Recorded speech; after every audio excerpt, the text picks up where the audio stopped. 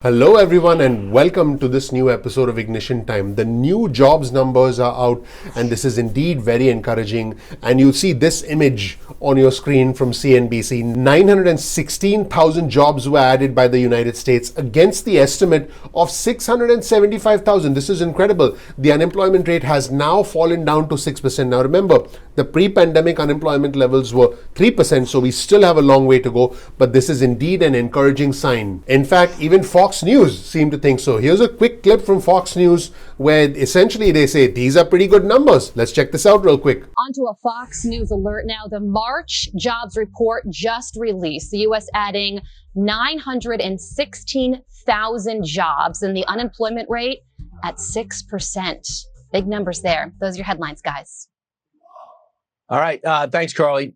Those are some pretty good numbers. Now let's talk about different numbers. Now, shifting gears to something a lot more important, the president, in a series of really important remarks today, said that, I quote, "The infrastructure compromise is inevitable, but inaction is not an option." The president basically implied that this entire American jobs plan is his opening salvo. He expects there to be debate. He said debate is welcome, compromise is inevitable, and he said, "I expect my plan to go through a number of changes." And one of the reasons this is very important is because of this headline that you see on your screen from CNBC. The Senate Minority Leader Mitch McConnell has clearly said that the entire Republican Party will not support the infrastructure plan and will fight the Democratic agenda. So it's very clear that the Republicans are not going to support the American jobs plan. So what does this actually mean?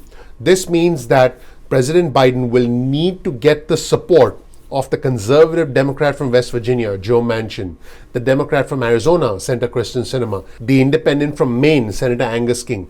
The administration cannot afford to lose a single vote in the Senate because it looks likely that the American jobs plan will also pass through reconciliation, just like the American Rescue Plan. And in some remarkable comments, President Biden said that 90% of the jobs that would be created through this infrastructure plan would go to blue-collar workers. He called it a blue-collar blueprint, jobs for those who don't have high school diplomas or higher.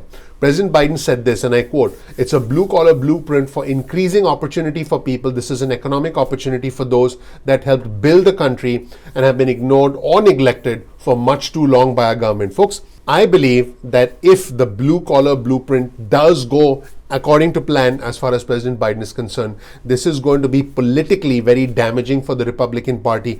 And I believe that this is probably frightening the Republicans, because if President Biden can essentially help blue-collar workers like he's trying to do, this could lead to a surge in support for the Democrats in the upcoming midterm elections and the next presidential elections, because it's going to be very hard for the Republicans to be able to counter this. Their best line of attack right now seems to be, that increasing taxes on businesses will lead businesses to go elsewhere. It'll cause inflation. And so that is the primary ammunition that the Republicans have right now. So let's shift gears and take a look at what the president said today. He started by saying over 130 million households have gotten their $1,400 stimulus checks. There is nothing that American people can't do. Let's roll the tape and hear from President Biden. By April 7th, next week, over 130 million households will have gotten their $1,400 per person rescue check. Funds are on their way to local communities to put educators, healthcare workers, home healthcare aides, police, firefighters, sanitary workers back on the job. They're getting more aid for small businesses. We're also going to hang an open sign again on the door to rehire folks that had to be let go. And in the months ahead, a new child care tax credit will cut taxes and provide help to millions of families with young children. There's nothing, I know you're tired of hearing me say this, but I mean, there's nothing the American people cannot do if we give them a chance. And the American Rescue Plan does precisely that for hard-working middle-class folks at long last. Secondly, today's report also reflects the progress we've made on my other key priority, getting the American people vaccinated. We've turned around a slow-moving vaccination program into being the envy of the world. And the next part is even more significant. The president said that the American Rescue Plan was temporary by design, but the American Jobs Plan is intended to be a long-term economic recovery plan. And a plan spread out over 8 years, a long-term infrastructure plan that will be a blue-collar blueprint. He said it'll create 19 million jobs, jobs that pay well, blue-collar jobs. Nearly 90% of the infrastructure jobs will be blue-collar jobs. And again, like I mentioned before, I believe that this will frighten the Senate Minority Leader, Mitch McConnell. And he reiterated, the president reiterated that the Biden administration would not raise taxes on those making less than $400,000 a year. Let's roll the tape and listen closely to what the president had to say. Progress we've worked so hard to achieve can be reversed. On the economic front, the benefits and the impact of the American Rescue Plan are temporary by design. It is a rescue plan. But as we get the economy back on its feet, we need to do the hard work of building back better for good, for not just for a while, but for good. Not just the short term, but for good. That's why I proposed the American Jobs Plan on Wednesday in Pittsburgh. It's an 8-year program that invites, and let me put it another way. I've heard from everybody all across the country about the need for infrastructure. How many times have we heard this is Infrastructure Week of the last 4 years? About every second week was Infrastructure Week, but no infrastructure was built. Well, this is an 8-year program that invests in our roads, our bridges, broadband, airports, ports, and fixing our water systems. It's going to repair our VA hospitals across the country. Many of them are more than 50 years old and are in real need of help. It will invest in research and development to outcompete China and the rest of the world. Independent analysis shows that if we pass this plan, the economy will create 19 million jobs, good jobs, blue-collar jobs, jobs that pay well. That's long-term jobs for pipe fitters, healthcare workers, those who work in the steel factories and the cutting-edge labs as well. The new report out this week shows that nearly 90% of the infrastructure jobs created in the American Jobs Plan can be filled by people who don't have a college degree. 75% of those good-paying jobs don't need an associate's degree. It's a blue-collar blueprint for increasing the opportunity for people. This is an economic opportunity for those who have helped build the country and have been ignored or neglected for much too long by our government.